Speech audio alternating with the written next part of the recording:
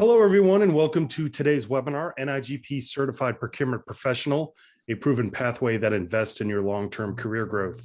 Today's presenters include CEO Rick Grimm, along with Diane Daly, the Director of Certification Programs, with special guest Brian Smith, Purchasing Manager for Multnomah County Purchasing. If at any time during the webinar you need tech support, please send me a direct chat. Remember to engage with your peers by making sure you have your chat option selected to everyone. And during the webinar, please submit any questions you have to the chat or Q&A box, and we will take those during specified parts of the presentation. Rick, would you like to get us started? Yes, Justin, and welcome to this session where we're going to talk about not only the NIGP-CPP, which is a Certified Procurement Professional, but overall what NIGP is doing to enhance and to accelerate the educational program for us in public procurement. So we're really grateful that you're here today. And it's when we think about today is the 19th, yesterday for those of us in the United States was tax day. Time seems to really, move very, very quickly for us. As a matter of fact, if you think about the impacts of the pandemic and you think about the news, at least in the United States, that transpired yesterday, where we're no longer required to have masks on airplanes or on public transportation. It's amazing how things have moved fairly quickly out of the pandemic. Matter of fact, in some respects, it feels like maybe just yesterday that we were dealing with where we're going to get our sources for PPPs and ventilators, et cetera, et cetera. And it seems like now, although we need to continue to be cautious and aware of our surroundings, it seems like a new day. It's a new day not only for our society as we grow through the pandemic, but also the work that we do in public procurement. And we're just really grateful that you have not only survived, but thrived through these difficult times, because without you and the work that you do in public procurement, I think that we wouldn't have been able to handle the pandemic as best as we did. You were resilient, you were agile, and again, we're so grateful for what you've been doing. Now, it was back in 2017-18, NIGP did a kind of a survey out to you, our members, about what was important to you.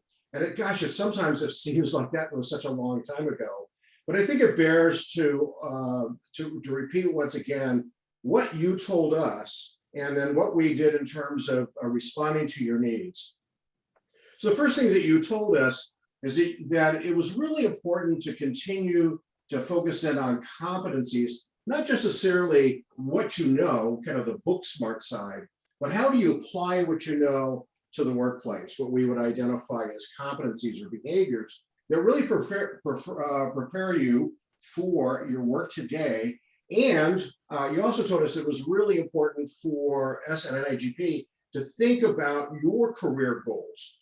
So some of you may have just come right into the profession, some of you may be at the end of your career, but the objective is really, we need to help you for every step in your career. And so what we did is we looked at building not only learning that was modularized, but it also focuses on your career aspirations. So I'll talk a little bit about that in the presentation today. That rather than everyone taking the same classes at the same time, regardless of what your experience is, that we begin to chunk out learning in a modular way, kind of bits and pieces of information that you need today, and then additional bits and pieces that you can get as you continue on in your career. You also told us that you want choice in the way in which you are recognized, not only by your organization, your entity, but also by your peers, that there's not just one way to be recognized. And so we built a credentialing system that really has something for everyone. Again, I'll talk about that just a little bit as an intro, because the one thing that I do want to emphasize, in particular to this point, is that certification is a step in your career. It is not the ultimate, it's not the end game, because we find that many individuals will get their professional certification and move on to specializations or other certificate programs. But before you get the certification, there may be other ways in which you get recognized. And so providing that credentialing system that provides something for everyone is really important. And the third thing you told us is that you really want to be able to impact your profession as a leader. And leadership is really, really critical to the conversations that we're having today. And so we really wanted to make sure that we were focusing on leadership. We've done that in a variety of areas. We have a Leaders Edge program for aspiring new leaders. That's now it's in its third year. We have greatly expanded the mentorship program. And then we have leadership certificates and the certification, which is the CPP, which really is going to focus in on leadership. And all of that really demonstrates your competencies. So all of this kind of in a nutshell about modular learning, about a credentialing system, about focusing about leadership in your profession is all anchored in that program we call Pathways. Now, Pathways is really important for you to understand because what we're doing is we're integrating the way you learn with the way in which you can get recognized through credentialing. So we don't see that credentialing or certification programs are independent. They're by themselves and kind of in isolation, but they are connected to, they're integrated to all of the learning that we provide. And also the Pathways, as I mentioned before, about listening to what you recommended, it is personalized and it's customized because not everyone is coming to even to this particular webinar with the exact same experiences and the exact same interests. And so that customization and personalization, we believe, is very, very important. So as we thought about Pathways, about three things that I wanted to mention. It really was about building a stronger workforce. When I go out and talk to you and your peers, I ask how many of you actually thought about public procurement as an intentional choice when you were thinking about where your career was going to go. Well, the reality is that most of us, being in that area, because I was a practicing professional before it came over to NIGP, we fell into public procurement. But the purpose of Pathways is that build that stronger workforce and develop capable leaders that are responsible for succession planning. And when we do that, when we build a stronger workforce and we develop more capable leaders, we elevate the image of public procurement. When we think about Pathways, about this program, it really is comprised of four key components. The anchor of everything that we do, both in learning and credentialing, is in that public procurement competency framework. So you'll hear Diane and I talk about the competency framework throughout this webinar. But in addition to the competency framework, we have built a series of certificates and specializations and then certification, which will be our focus today. Now, what's really important to mention is that when we built this competency framework, we actually built it on a piece of solid research that was provided by the Public Spend Forum.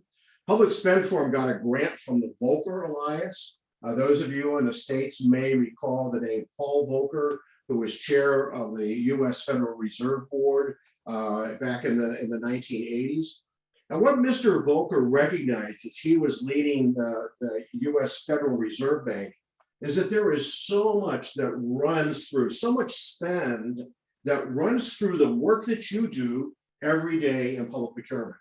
As a matter of fact, and this is an updated figure, this is not what Mr. Volcker was dealing with in the 80s, but today, 4.5 trillion US dollars run through public procurement. And I know we have got some colleagues, thank you for joining us from Canada. I know that those numbers are very, very similar in the Canadian provinces as well. So much money runs through you that the Volcker Institute felt it was really important to focus on those workforce competencies that you need to be successful on the job. And so the Public Procurement Competency Framework is built on that framework and that research. Now, the framework itself is focused on 7 major focus areas that you see on your screen. And beginning with strategy and policy and legislation, planning, sourcing, contract administration, leadership, and business principles. It is the whole perspective of what we do on the job every day. So the competency framework goes beyond some of those technical aspects that we know in public procurement, like planning and analysis and how do we maximize competition through sourcing and solicitation. But it's kind of the bigger picture. How do we see public procurement as a strategic value that impacts positively the bottom line of good government? How do we utilize our business principles to be more effective? How do we use our leadership competencies in order to improve the position of public procurement in the public sector?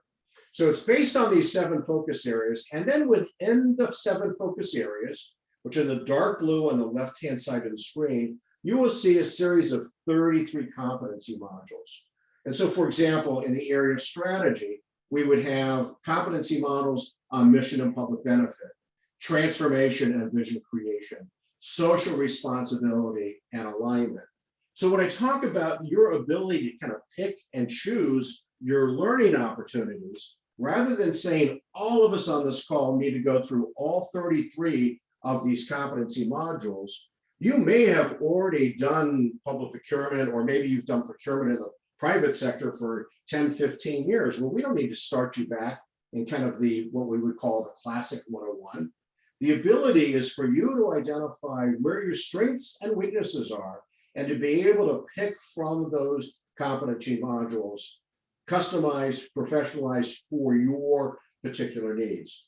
And so the learning is built like this, as well as the credentialing opportunities. And there's a variety of them. There's the competency badges, there's course certificates, there's designations, specializations, and of course today we'll talk extensively about certification. So think about, as you take one of these competency modules, you earn a competency badge. And when we talk about badges, we're talking about kind of a digital badge that you can place on social media. You could put it on, you put it on your business cards if you decide to do that. But for every competency module you take, there's a small assessment at the end to make sure that you learn the concepts behind that competency. And then once you do, you complete that assessment, open book assessment, then you earn that competency badge. But think about the ability to kind of bundle similar competencies into a certificate program. Well, NIGP has created 5 of those certificate programs. As you see, here are 3, or the kind of the 3 core ones. So you have a certificate in strategy and policy foundations, which is the combination or the bundling of 4 of those competencies: mission, enabling regulations, ethics, and legislation. Same thing happens with planning and analysis. Same thing happens for sourcing and contracting foundations. We also do one for warehousing, and assuredly we do one for leadership. So there's a leadership certificate. We began this program right in the middle of the pandemic. What luck we had, right? But even despite all of those difficulties and distraction by having to worry about how we're going to work from home and how we're going to communicate with our staff, we have issued over 1,100 core certificates to date, which really is quite amazing. So it's that bundling that happens with the learning. That's why I say how important it is to integrate the learning with the ways in which you get recognized through a certificate program. But in fact, we can bundle certificates into a designation, which is what we've done in our first designation, which is called the Public Procurement Associate Designation. It literally is the bundling of those 3 core certificates that you see on the screen. I mention this particularly because this designation is one of the ways in which you become eligible for certification based on where your experience is and where any formal education is. So keep that in mind, that this Public Procurement Associate is a bundling of those 3 certificate programs. Now I mentioned, I'm sorry, I went the wrong way. I mentioned, we'll get it right. There we go. I mentioned specializations. So specializations are that opportunity to bring kind of a new topic into mainstream of the learning process. So we at NIGP would develop a new specialization program every year. So we actually started out with procurement automation, and then we moved into public construction, and then cloud procurements. These are opportunities to kind of get a deep dive, 8, 12, 15 hours focused in on a particular specialization. Again, what it helps you do is really kind of focus in on some skills that you need in a particular specialization. We're seeing a lot of movement where procurement is now responsible for public construction, which is the reason why we built that, that particular specialization. And then certification is the last component of that. So again, just to give you a sense of why Pathways was built, how it integrates the learning with credentialing, and that you have a variety of choices when it comes to ways in which you get recognized. And today we're going to talk about certification. So let's begin, Justin, with a quick poll. We're asking if you could indicate whether you are currently certified as a CPPO or CPPB by the Universal Public Procurement Certification Council, or if you're not certified, where are you in the spectrum of a degree?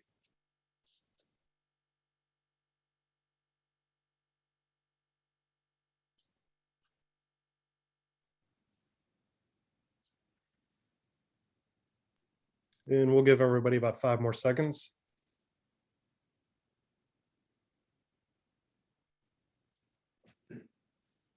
And Rick, here are results.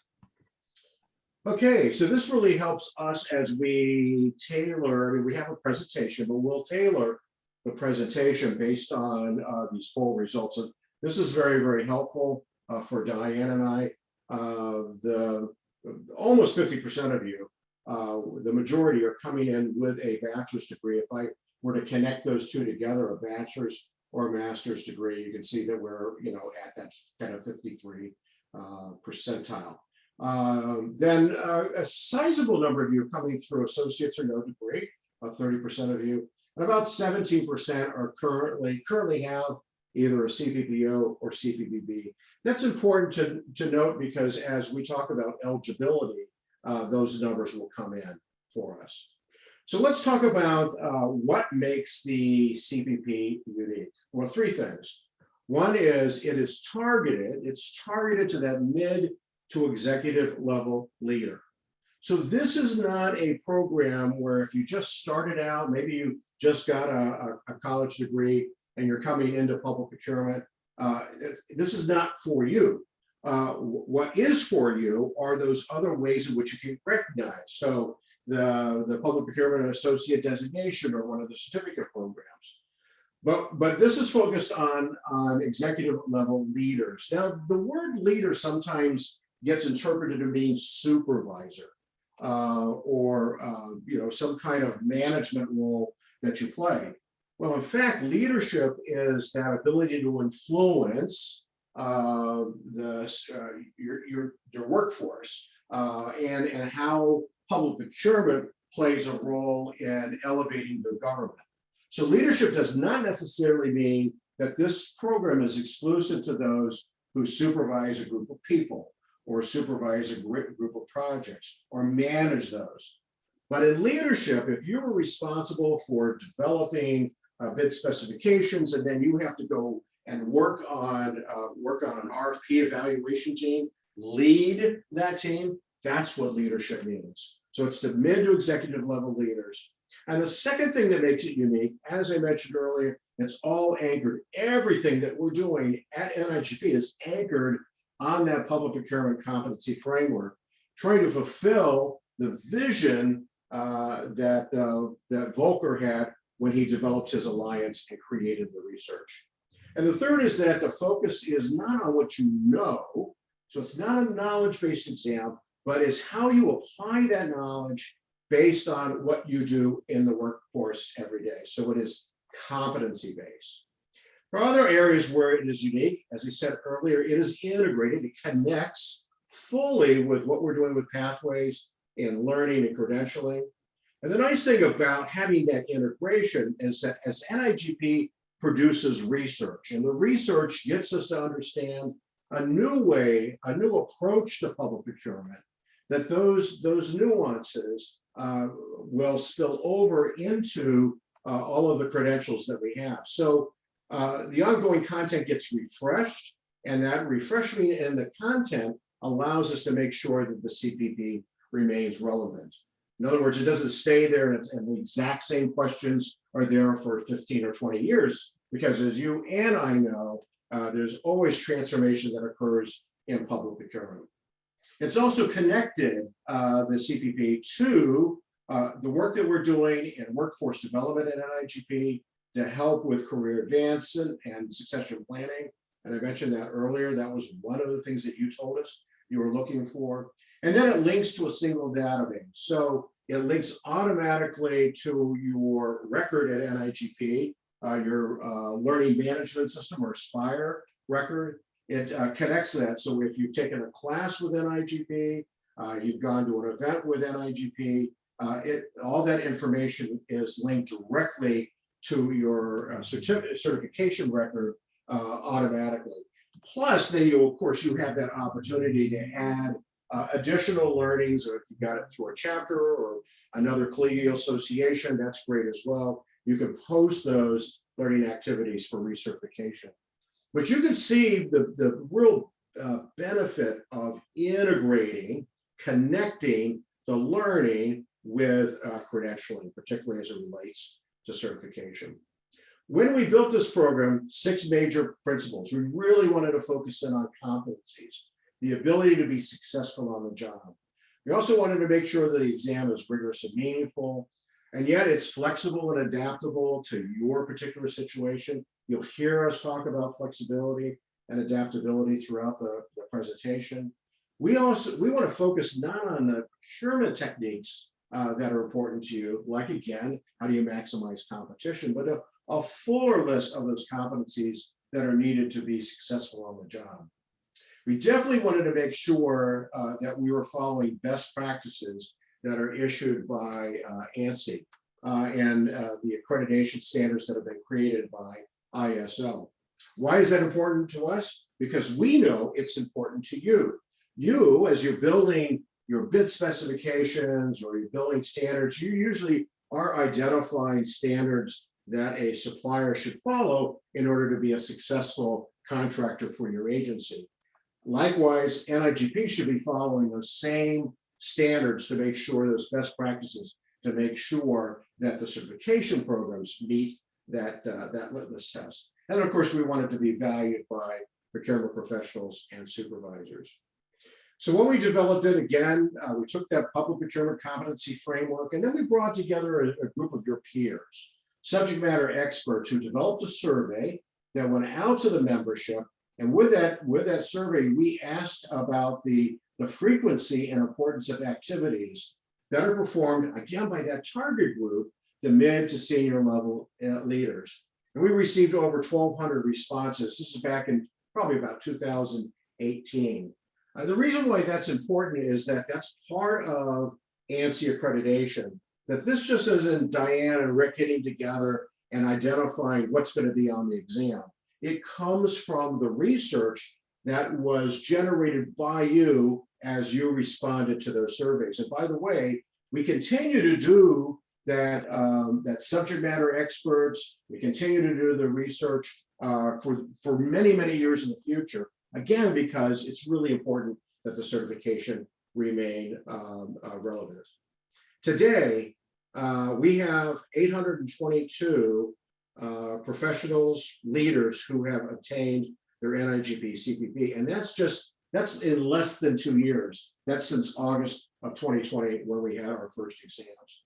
We also know that close to 11 applicants who hold either a CPPO or B are kind of seeking this CPP through the bridge exam. And you hear us talk about bridge throughout the presentation.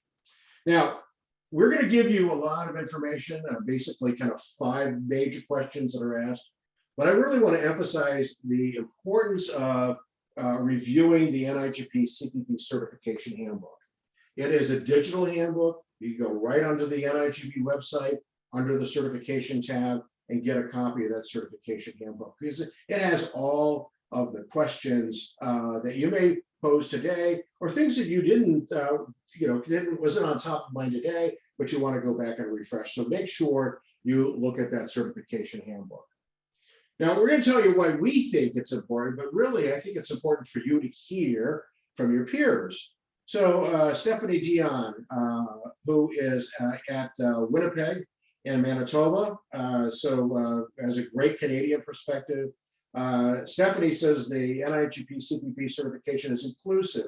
So that's the area that we're focusing on, make it inclusive, and it really promotes critical thinking, which is essential in our profession. Again, applying the learning through critical thinking to be successful in the job.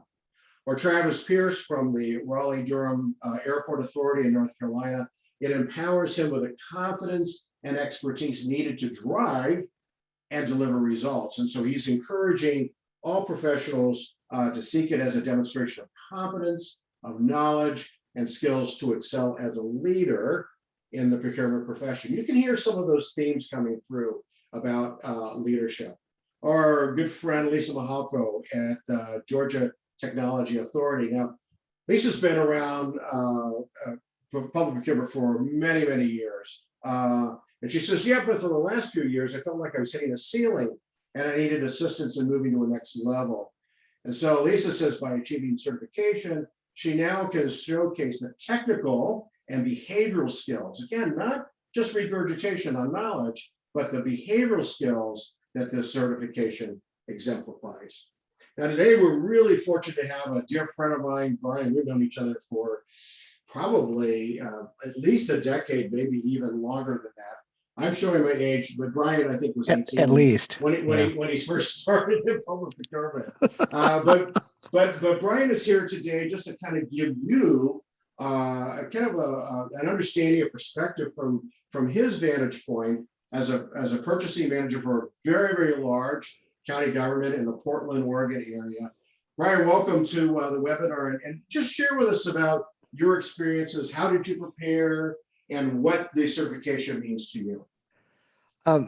Thanks very much, Rick. I've actually been in public procurement for 35 years, a very long time. And I think, my pathway to getting to certification, I already had an MPA and I had a CPPO certification as well. And I also hold a PMP, Project Management Professional Certification. And so I'm very versed in the value that professional certification provides you. And it helped me certainly get my position as purchasing manager for Multnomah County. And I've been purchasing manager there for about 14 years. And Rick's absolutely right in terms of, I think this certification and the basis of having a competency framework underlying it is what sets this certification apart. And we talked about this, Rick, back in the competency framework in 2018 in Nashville at Forum. And I was so excited for this to have it, to actually get this certification developed. And so it really was, when it became available, I jumped on it. And I was just looking back, I took the certification test June 24th of 2020. So I was actually in the first group that took this. And yeah, it was the pilot group. And so it's funny because so preparation for it was like, well, I missed the one prep course that there was filled up. And so I really was going into it kind of cold, which I don't recommend folks to do. But it's one of those things that my experience leaving that test was that it was a really good reflection, not just of knowledge, but of experience. And that's the competency focus that's built into this, because, as I left the questions, it was, a lot of the questions I felt like, I've been doing this a lot of years, and yeah, I either have been in a situation like that or was tangentially involved. And so it had the questions and the way that the test is structured, it very much has this flavor of if you've been there and done that, and you've been around this profession for a while, you've seen some things, and you often underestimate the expertise that you actually have. So I spent a lot of time mentoring others and developing really the next generation of leadership, and one of the things that I want to emphasize is what Rick was talking about in terms of this is for leaders, but that is leadership does not equate to management. And I want to encourage you to think about this in terms of how it fits into your career. It demonstrates the knowledge that you've developed as a professional in your time doing public procurement. And so I definitely encourage folks to review the manual. And Rick, I think you're going to talk about that later in the presentation, but the prep manual, which I think is already on its third version. And, we've only had a manual, I think, for about 2 years. So it's on version 3, but that plus the taking a prep course, and if you can put it together in either your local chapter or getting in on one of the NIGP sponsored groups, having a study group is also a great way to prep for this too. So, you've got my quote there, because it really is, professional certification really signifies your professional competency, and in the agencies that we all work in, that's a really important thing, to bring that weight, that gravitas to all of our internal clients, and to mark not only the organizations that we're working for and the work that we do as something that is worthy of studying and bringing a whole professional body of knowledge and experience, and that sets us apart. So I definitely encourage you to look very, very hard at this, and I'm sure you're doing that because you're here. So and if you have any specific other questions, always feel free to reach out directly to me. So yeah, so speaking of that, Brian, if you could just pop your email address into the chat.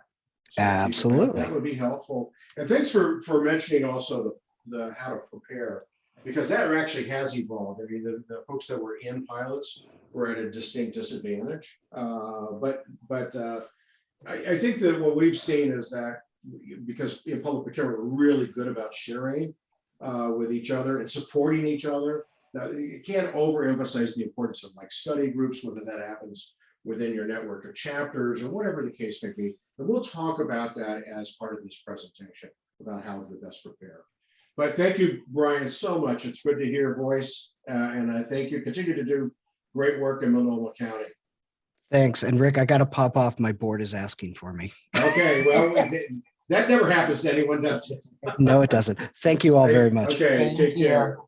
Okay, so let's get going here. One final thing that's important for Diane and I is to know what you identify as the biggest concerns as you think about certification. Again, this is a multiple choice. So you can check all that apply, but spend maybe 30 seconds clicking that off. Again, this helps us really focus in on the key components to cover in this webinar.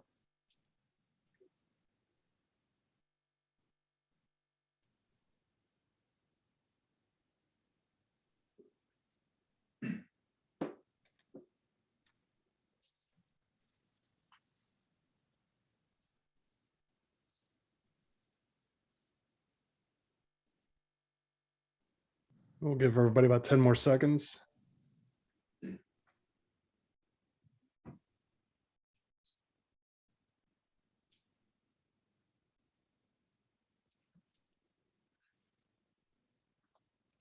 And Rick, here are results. Okay. So a large number of you, almost 60%, are saying the time required to prepare and study. And by the way, you are just like almost every other group that we've talked to, because that is top of mind. We'll spend some time on that. Taking the exam at the testing center, eligibility, we'll talk about that. The cost, actually, that was the number one, was the application exam fee. So again, this really, really helps Diane and I. So at this point, we're going to dive deep into the certification the kind of the 5 questions that you have. We are really honored at NIGP to bring Diane Daly in as our director for the certification program. Diane has been with us now for 3 years, but comes in as an NIGP director with extensive experience in building certification programs for 3 decades. And so she understands the value of professional certification. She knows how important it is to follow those standards, as we mentioned about ANSI in the past. There's one other thing before I turn this over to Diane that it's important for us to emphasize, is that even though I work for NIGP and Diane works for NIGP, we actually work for 2 different bosses. So Diane has an independent certification commission that she reports to. And I work for the NIGP Board of Directors, and of course, for you as our 16,000 members. But when it comes to certification, I have no access to any of the information that happens between you and your application and as a candidate for exam. That also all sits in the domain for Diane. So when you have certification types of questions, Diane is going to be your go-to person. She's going to be your best friend. When it comes to what's happening with pathways, what's happening with education and research, then I'm going to be your point of contact. And so you may find that if you call me and say, Rick, what do I do about X? Particularly if it relates to certification, I'm going to send those over to Diane, because there is a very, very important firewall between the work that she does in certification and the other work that I do for NIGP. So with that, Diane, why don't you tell us about the 5 major questions that we see come through these webinars? All right, I'm happy to, and thank you all for joining us today. So the big questions: am I eligible? How do I apply? Application, that's a concern. How do I schedule my appointment? How am I going to prepare? And then how do I maintain the NIGP-CPP once I have it? So let's pop in and take a look at how do I apply. We have 6 eligibility pathways. And as Rick mentioned earlier, these aren't things that Rick and I sat down and thought would be fun. This information came out of the job task analysis. So this was informed by the survey that we did.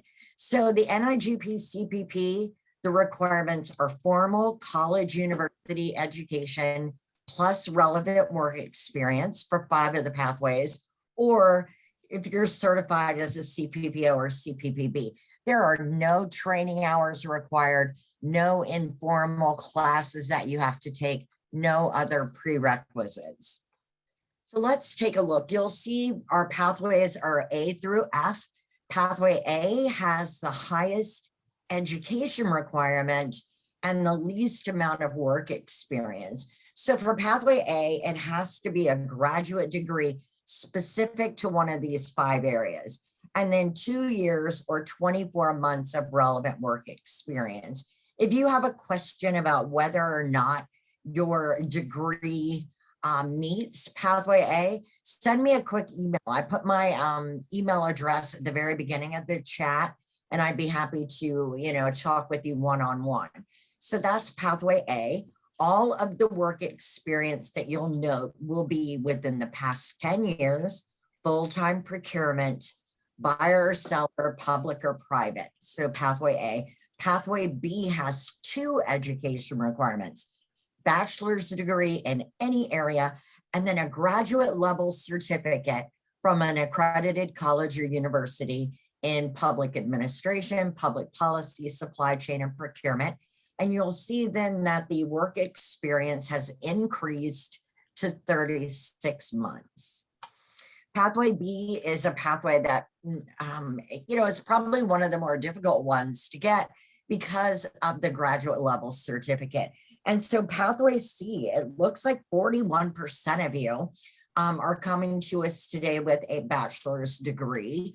And so any discipline bachelor's degree and 48 months of relevant work experience. We're going to talk a little bit more about relevant work experience in a minute. And then pathway D, this one is really cool. It's the 2-year post-secondary diploma, so an associate's degree, or the NIGP Public Procurement Associate designation. We have had a couple of candidates come through. They didn't have a college or university degree, which is perfectly fine. They went ahead and got the Public Procurement Associate because that's where their pathway took them for career advancement and professional development. And that just means 72 months of work experience. And then pathway E, one thing we learned through the practice analysis, the job task analysis, is that there are many leaders in procurement who did not do the college university degree route, which is perfectly fine. Pathway E is for you. No college requirement and 96 months of relevant work experience within the past 10 years. And then we also have pathway F. So if you're a current CPPO or B, or your certification has lapsed within 1 year, you could apply under pathway F.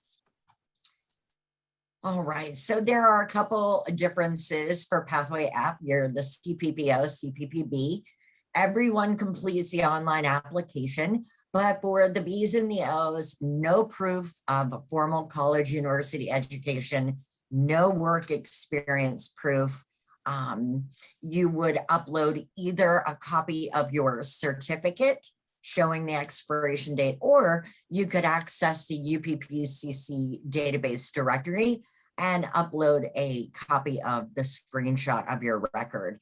And we have the bridge exam. The exam is 2 modules, module A and module B. And so the bridge is just module B. So if you come in through pathway F, you only have to successfully complete module B through May 2024 testing. So if you've not attained the NIGP-CPP by the end of the May 2024 testing window, you'll then be required to successfully complete both modules. All right, so let's take a look. Relevant work experience, full-time, public or private, purchaser or seller within the past 10 years. You can have multiple job titles, multiple employers. There is third-party verification required by a supervisor, boss, or HR rep. This is not a call. We're not going to send an email. We're not going to track somebody down. As a part of your online application, you will work with your boss, supervisor, HR rep, give us their name, their job title, their email address, and then the employment verification form is emailed out as a part of the application. And we've mentioned, Rick has mentioned the ANSI standards. The ANSI standards require that everyone be treated the same and that all verifications must be the same. And the handbook, again, I am going to talk about the handbook over and over again. That will give you more information about how to assess your own employment experience. So we'll take a look at the next slide. You can. Let me ask you a quick question on that. Oh, yeah. This is when it comes up. So, my direct boss is no longer with agency A, they're with agency B. That's okay as long as we can identify how to reach them, or they could even be retired. As long as you have a name and an email address that we can connect them to, they can use that individual for the third-party verification, right? That's exactly right. And that does happen. People move on. Yeah. What you'll do is on your application for each employment experience, you're going to give the usual agency name, starting date, ending date, your job title. We'll take a look at the next slide. You're going to have to identify the technical competencies that you've worked at. And you also have to name the specific person who is your employment verifier. So you'll list your boss or supervisor's name, the job title they had at the agency, and then give us an email address. So that person may very well have, moved on or retired. Or if you're not in contact with the boss or supervisor, you'll want to work directly with HR to find the person who will verify everything. And you can see on screen, the left shows a picture of page 37 of the handbook. We list out in the handbook all 43 of the technical competencies. And for your work to be considered at a mid to executive level, you have to perform, or if it's a past job performed, past tense, at least 20 of the 43 for that position to qualify. So on the application for each employment experience, you know, your job title, the agency name, starting date, ending date, a drop-down menu of all 43 technical competencies. You have to choose 20 or more. If you have less than 20 at that specific employment, that employment cannot be considered. It doesn't meet the eligibility requirements, and the application will stop you right there. And then after you do that, you're going to identify your verifier by name, by job title at that agency, and then the email contact. You're going to want to work directly with your verifiers, because not only are they going to see the job title and the starting date and ending date, but they're also going to see the technical competencies that you said you did on that job. And it just makes me sad whenever someone identifies a bunch of competencies and then their verifier comes back and says, no, that's not the job the person did. That makes that entire employment experience invalid. And when you're looking at pathway E and it's 96 months out of 10 years, that can be a big problem. So you want to work directly with your verifier. And as soon as you submit the application online, the automatic emails go out to the verifiers. Like I said, we're not going to call them. We're not going to track them down.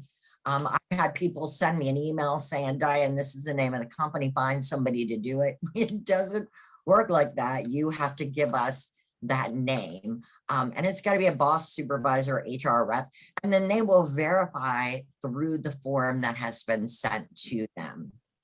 The reality on this though, Diane, is that you as a candidate control this part of the process, because on that first bullet of this screen, it's a self-assessment.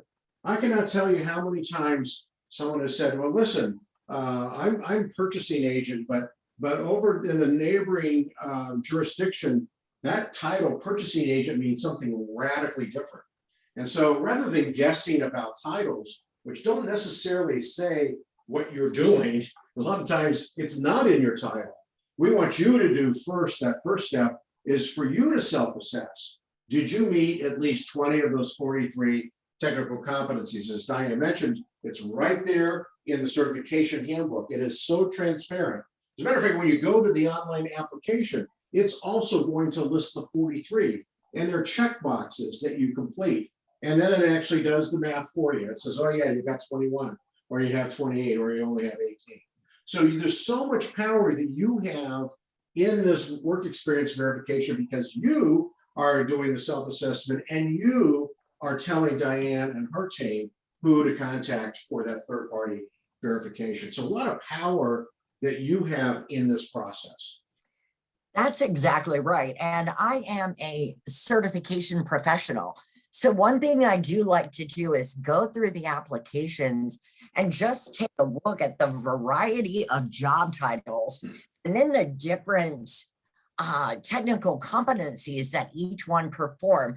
You are in charge of assessing your own work experience, identifying your verifier, and providing that to us. Everyone goes through the same process. It gives the power to you, like Rick said, instead of you sending a resume to me and me not knowing what it means. This is you, which I think is a good thing. So we don't have any questions yet. Keep in mind, you can use the chat box or the Q&A box open to pose any questions. We'll address them throughout, a couple breaks throughout the webinar, but I don't have any for now. So Diane, why don't we move to the second question we hear? All right, how do I apply? Well, here's a checklist for you before you apply. Well, I think the first thing is read that handbook, because as a part of the application, you're going to sign the code of ethics and you're going to sign candidate declaration statements.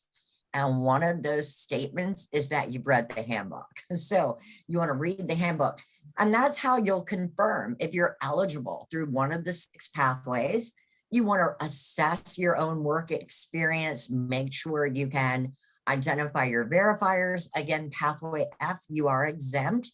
You want to work with your supervisor or HR rep in advance so they know that this is coming, and then you'll make payment for the application. So right now we are, our systems are undergoing some great updates for you. And so beginning on April 25th, you'll be able to begin your application, get everything set. You'll pay the fee, and then the application is automatically submitted, and that sends out the verification forms and everything for you. So let's take a look. No set deadlines, no late fees, but you do have to apply and register online 30 days before the desired testing period. Keep in mind that if you're applying, pathways A through E, the employment verifications have to come back before your application be approved. If you require special accommodations, we follow that, as does Pearson VUE, our testing vendor. You're going to upload your diplomas or certificates for pathways A through D. For pathway F, you'll upload your certificate or a screenshot, and then you pay the application fee. This is all online. All right, so fees, 61% of you are concerned about the cost. So the application fee is non-refundable, $150. And you'll notice all of our fees, they are not based on whether you're a member or a non-member. NIGP is very committed to certification and the belief that certification is the benefit of the entire profession, not just people that are NIGP members. Of course, I encourage that, but the application fee, non-refundable, $150. And then the exam fee, the testing fee is $100 per module. We have 2 modules. Once your application is approved, from that day, it's active for 2 years, and you have 2 years to successfully complete the exam requirements. All right, so special accommodations. This is another area where the firewall between the NIGP staff and even on the CPP team, if you require special accommodations, you're going to have your application reviewed only by me. You want to give us extra time to process your application. And as a part of the application, you're going to upload the signed and completed special accommodations form. That is a part of the handbook. It's an appendix at the back, or you can send me an email. I'd be happy to send it to you. You're going to give that to your licensed healthcare professional. They're going to complete it, and they have to have seen you within 1 year. And so everybody will notice on the application, you're going to be asked yes or no for special accommodations. If you answer no, you move on and you go through the regular review. If your answer is yes, your application then only comes to me, because your licensed healthcare professional, excuse me, I'm going to take a drink. I'm talking too much. Sorry about that. They're going to provide the diagnosis and recommend the accommodations. And I will be the only one that sees that. All right. Sorry. Oh my goodness. Here we go. How do I schedule my exam date? Sorry, my allergies are killing me. All right, here we go. Once your application is approved, you're going to get an email, an authorization, an approval email. That's the date your 2 years begin. And then we'll give you instructions on how to register for a testing window and pay the testing fee. Then you're going to select the window. They're month-long, February, May, August, and November every year. On April 25th, we'll be opening up registration for the August testing. Once you're registered and you've selected the window and you've paid, then your information goes to Pearson VUE, our tester, and they will send you the authorization to test email that gives you access to their online appointment scheduling system. And all testing does take place at Pearson VUE centers. Mentioning the ANSI standards again, there are no approved standards right now for certification programs to handle remote testing or online proctoring.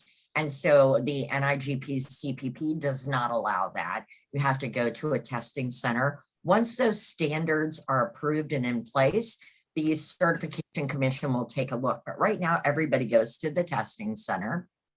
And one thing to mention on that also, Diane, we selected Pearson VUE specifically because they have a very large footprint in North America. I know several of you are coming into this webinar from Canada, as well as remote areas of the United States. And so they have the biggest footprint.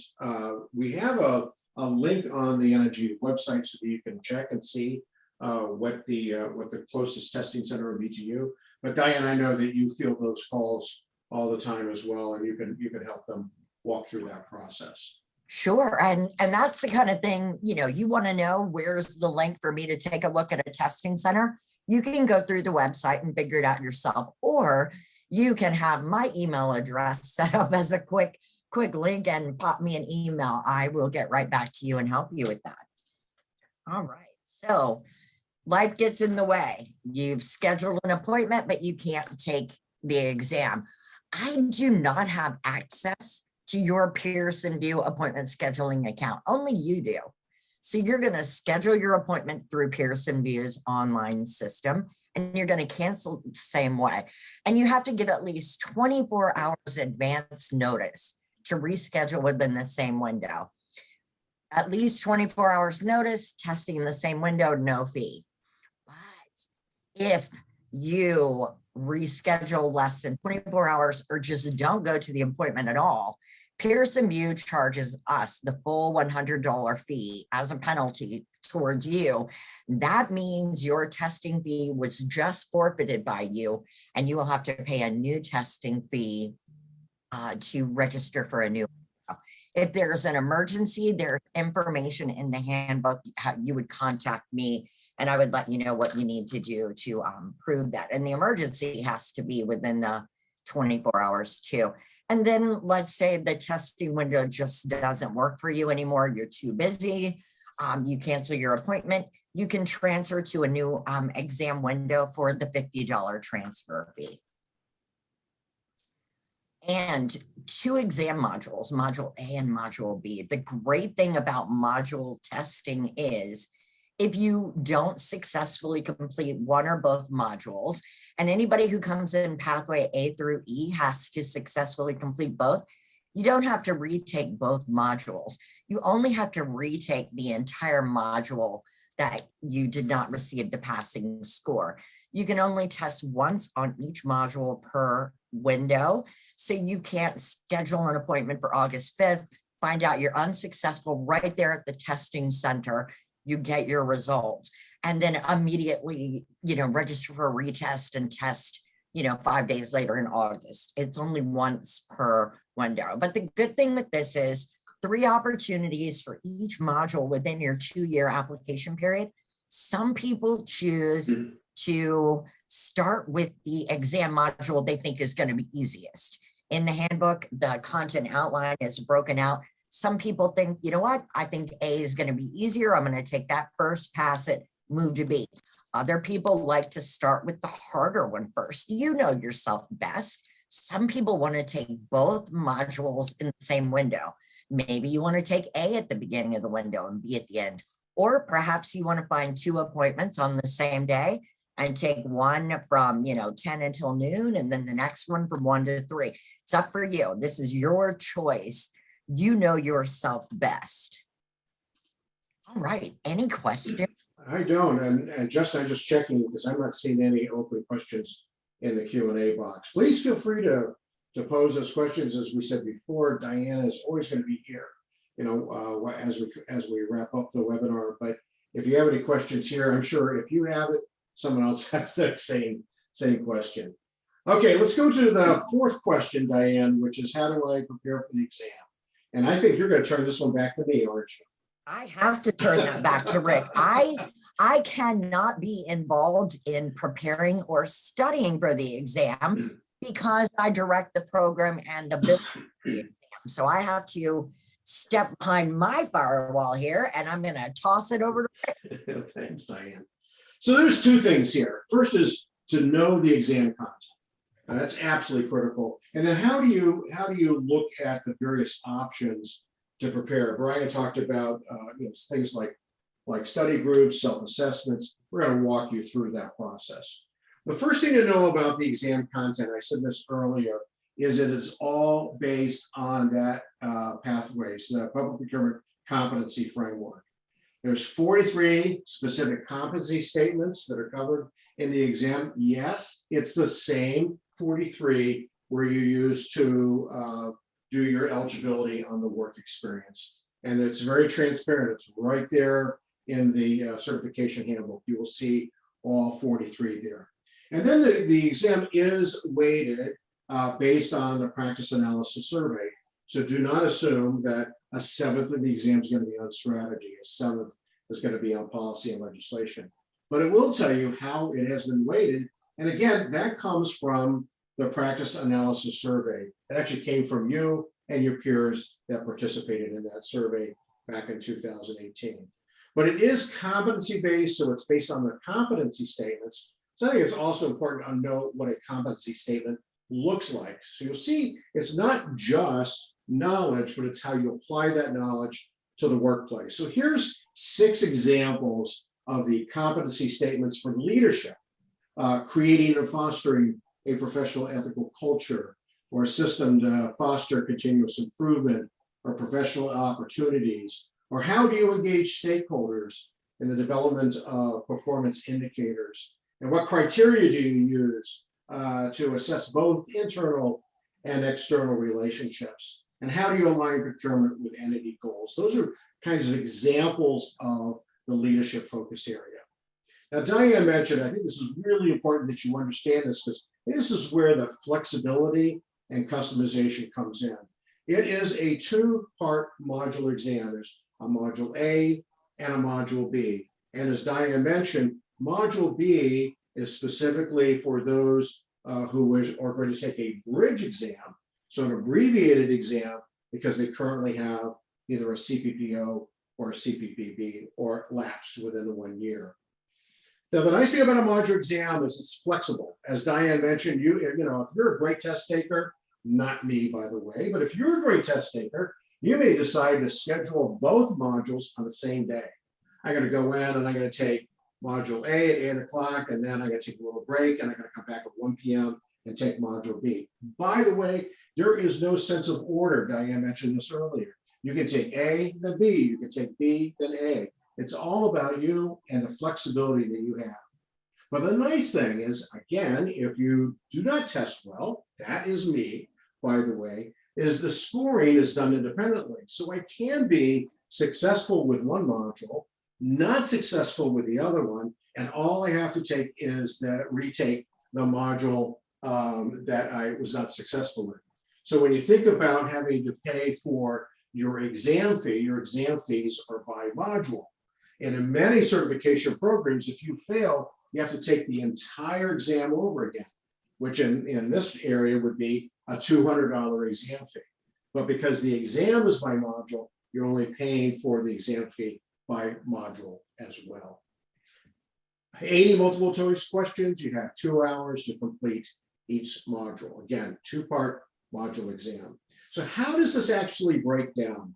Again, this is all information that you have in the certification handbook, and Justin will also give you links where you can get a copy of this PowerPoint. So this is all available to you. You don't have to write down notes right now. But as you see on the left-hand side, those are the 7 focus areas for the Public Procurement Competency Framework. And there are the 43 competency statements. And you can see that some of them have as few as 4 technical statements. That's in the area of strategy. And some have as many as 11. That's in the leadership. Why is that? Because this is a leadership-focused certification, right? That was one of the 3 unique qualities of the certification, that's for mid to executive level leaders. But also see how those break down. A little bit more than half are in Module B. Those are the 23 out of the 43. And then Module A, 20 of the 43. You can see how it breaks down. Now, you can look at it this way. If you're a visual learner, I always look at this way of looking at the exam content, because you can begin to see how different each module is. Module A, you can see focusing on policy and planning and sourcing and contract administration. That's making about 65, maybe 70% of the entire exam for Module A. But when I get over to Module B, you can see that the areas of strategy, of business, and leadership, those three combine to be about 70% of the exam content. So as Diane talks about, what do you feel most comfortable with in terms of your knowledge base and the applying of that knowledge? Maybe it is Module A because you've been doing sourcing, you've been doing contract administration, doing planning analysis for many, many years. So you may want to make that Module A your first module that you want to pass if you want to do easier to hard. It's really up to you. You have total flexibility.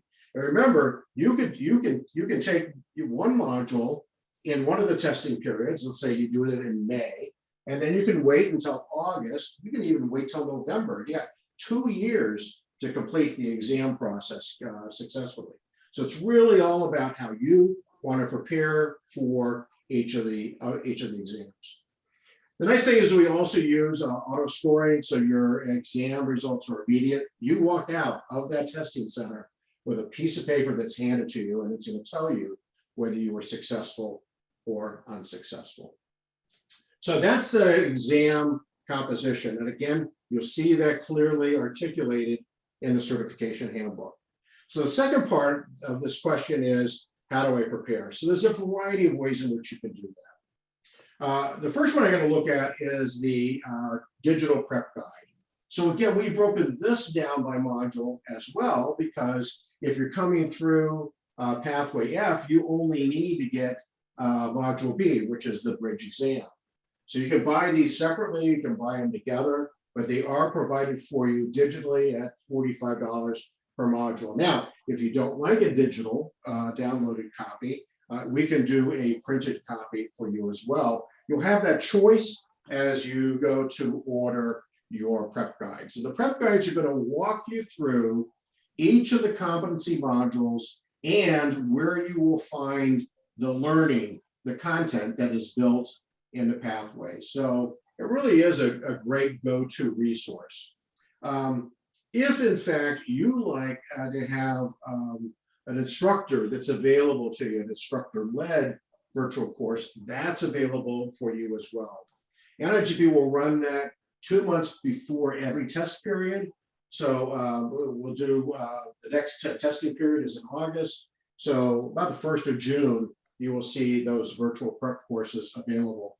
They're available either for the bridge, which is only module B, the bridge module, or if you want to take the comprehensive, it's going to cover both of those areas. And as you can see on the screen, the comprehensive is a little bit longer, and and the price point is a little bit higher. You do get the prep guide as part of that. So don't order the prep guide separately if you're going to take the prep course. And if you register for a prep course and you're not successful, we're going to give you that opportunity to repeat the prep course for free if you're not successful. So prep guides, prep courses, and then another option for you is a self-assessment. So the self-assessment, this is an online self-assessment. It's available also per module. So it's a $49 fee for module. You can assess the assessment up to 4 times, but here's what happens. Again, this is going to be online. They're going to walk you through 75 questions, as you can see below. So 75 questions per module. And what will happen is they will ask you, the system's going to ask you a question. It's going to give you a kind of a situation where it says, okay, so your mayor came to you and you're the purchasing agents. What would you do under this situation? Remember, with a competency-based exam, because it's not knowledge-based, there's not one right answer. Oftentimes in exams that are like this, they are the best answer.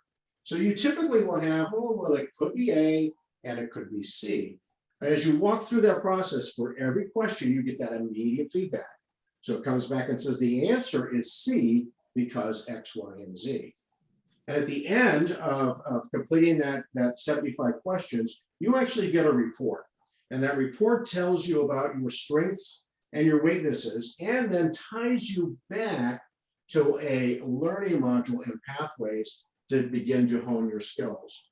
Now, what we've heard is that folks feel like this is a really good way to start the process of preparing, because you can assess the assessment up to 4 times. Oftentimes we've heard individuals say, hey, listen, I just take the online assessment right out of the gate, and I see where my strengths and weaknesses are. I don't need to emphasize my strengths.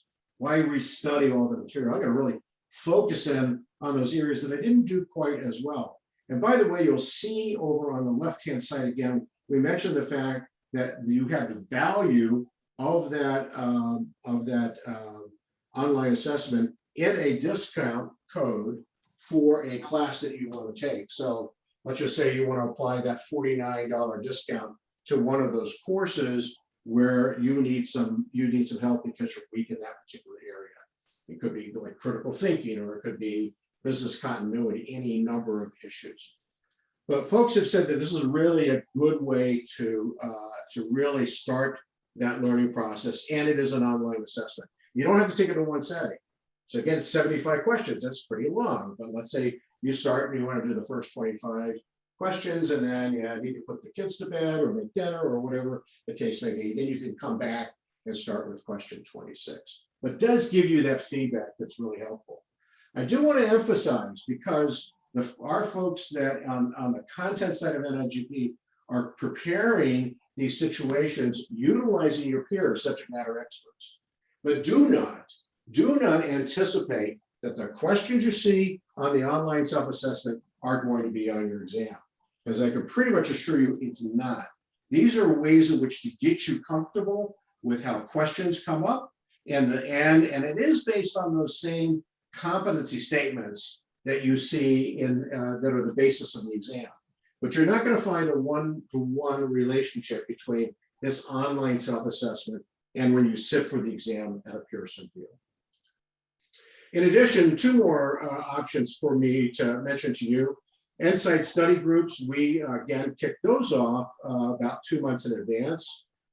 We have now identified co-facilitators who will help you with the self-study groups. Every group is a little bit different. So if you want to sign up, if you're an NIGP member, you can go to the Insight communities, sign up for the Insight study group. And then when we kick the next study group off, probably in the June timeframe for the August window, we'll identify who those 2 co-facilitators are, and they will work you through, because sometimes groups want to, set a certain time every week that they're going to meet. They're going to meet Thursday at 7 o'clock or whatever the case may be. There may be other ways in which the study group wants to be structured, because it's fairly organic. So, but if you're interested in that, by all means, go into Insight and we'll hook you up with one of those study groups, usually about 2 months in advance. And we've seen a lot of study groups that have percolated up through the chapter networks as well. Any way in which you can, help prepare for your exam. And then our good friend David Nash has created the question of the day for both. He's done some work with the CPPO and CPPB. He also does it for the the CPP. So just write to Dave at www.qoftheday.net, and Dave will plug you in to that area. So there's a lot of different ways, not all one size fits all. That's how we started this conversation, right? So everyone wants to learn different, everyone wants to prepare different. You find the pathway that really works best for you. So Diane, back to you on how do you maintain your CPP? All right, so you've earned your NIGP-CPP, you want to keep it. You're going to recertify every 3 years, and you will do that by meeting a minimum. Oops, sorry. Someone is trying to call me. Is it one of you? Oh, sorry. Can I call you back? I'm very sorry. I'm in the middle of a webinar. Thank you. I'm sorry, everybody. I hit the wrong button. All right, here we go. Doesn't that make you want to call me? You have to complete 36 contact hours of continuing education in procurement over the 3 years, and 9 of those 36 hours can be by developing, teaching, or instructing public procurement content. And then once you have retired, you can request the retirement status if you've already earned the NIGP-CPP certification. All right, and that concludes what I have to say about that.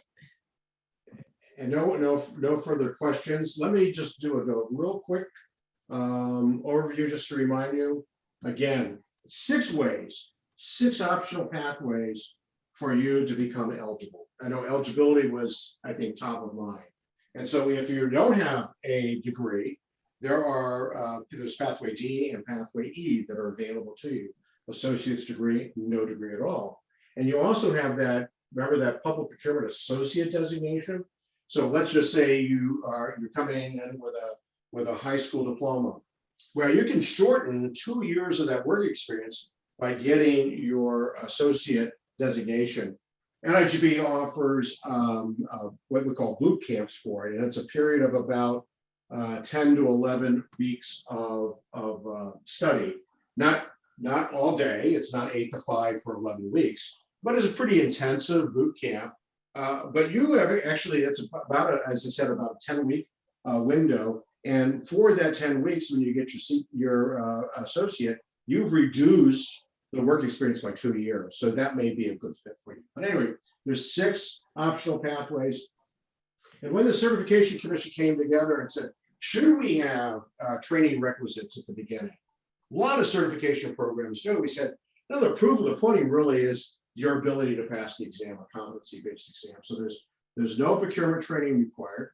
This exam is going to be focused on leadership. So if you are not in that kind of doing the leadership, influencing, or just starting out in procurement, I would strongly encourage you to look more at that certificate programs, the specialization programs, the designation programs, and develop your expertise and experience in leadership, because that is the focus. And not only, and because it's not knowledge-based, it's not just saying, well, I know the 6 steps that I should take to create an RFP, but you have to be able to apply that. All the more reason why you want to make sure that you have sufficient experience in the public procurement arena. And it is comprehensive. So again, in addition to kind of the nuts and bolts of what we do in procurement, sourcing, contract administration, etc., it's much broader. And so it's got that leadership, it's got that business principles and strategy. A lot of flexibility because you have a 2-part module exam. You can take those separately. There's 4 testing windows. That's actually somewhat unheard of in the professional certification. Usually you see 1 or 2 exam windows per year, but you have 4 testing windows that you can choose from: February, May, August, and November, and then 3 opportunities to pass each of those modules. And then you get that immediate notification as you walk out of the exam place. So I mean, just popping up, going back to Adrian, and I apologize if I'm not saying your name correctly. There's a technical degree that didn't take 2 years to achieve, qualified for pathway F. It won't qualify for pathway F because that's going to be just your CPPO or B. But my suggestion is to connect with Diane, and she can walk you through those technical degrees and see if they apply, and maybe in your associates. Fees, $150, but that's valid for 2 years. And then the exam module is $100 per module. If you're taking both modules, it's going to be $200 total. And then your re-exam is $100 per module. Again, the modularity helps you rather than having to take the entire exam over again and pay the whole exam fee over again. It's just down to the module if unfortunately you're not successful. And then recertification, really, really important for the certification commission. That's not just getting certification, but it's your lifelong journey and continue to learn new attributes of public procurement. You know, if you've been practicing this, think about the first day that you walked into procurement and think about what you're doing today. And they're radically different because of the dynamics of procurement. And that's why that certification every 3 years is really important. With a fairly low fee, again, as we have looked at what other certification programs are charging. So with that, we are really grateful for your time today. This has been a great opportunity to share with you, but we were just we were looking at those 5 areas. Hopefully we addressed some of those key questions, but that's what the certification handbook is for. And that's why it's really important for you to reach out to Diane on any questions that you have regarding certification. There's Diane's email. And again, anything else that I can help you with on NIGP, on pathways, on networking, on research, on chapters, I will be your go-to person as well. Jules, again, I would suggest that on military experience, the question really was the military experience connected to doing some of the procurement or contracting functions? As long as that military experience, where you see a lot of people that have come through the military and they're dealing with logistics and those kinds of issues, I would first go into the certification handbook and look at the 43 competency statements. And then Diane will be your best friend. She's going to walk you through and help you understand what is eligible, what is meeting the eligibility criteria. So as I began this conversation, it's been a wild ride for us in public procurement with the pandemic. Every day it brings a new day. We're glad that we are, kind of returning back to normal, continuing to have major influence on the jurisdictions and the agencies that we represent. We thank you for what you do every day. And if you decide this isn't for you, we're just so grateful that you spent 90 minutes learning that. Because I do agree that certification is not for everyone. And so we try to give you as much information for you to begin to think about what your next journey is. Because more than anything else, it's really important that we be there as your trusted advisor to help you in your education, learning, credentialing journey. That really is our mission at NIGP. And with that, we're grateful for your time. Let us know if you have any questions. And Justin, I'll turn it back to you. Appreciate it, Rick. Thank you for your presenting, Diane, Brian, and our audience for the great questions. Please take time, if you can, to fill out the evaluation survey. Once we end, you'll receive a prompt to take that. Both the recording and survey link will also be emailed to you later this afternoon. Thanks again and have a great day. Thank you. Thanks, y'all. Bye-bye.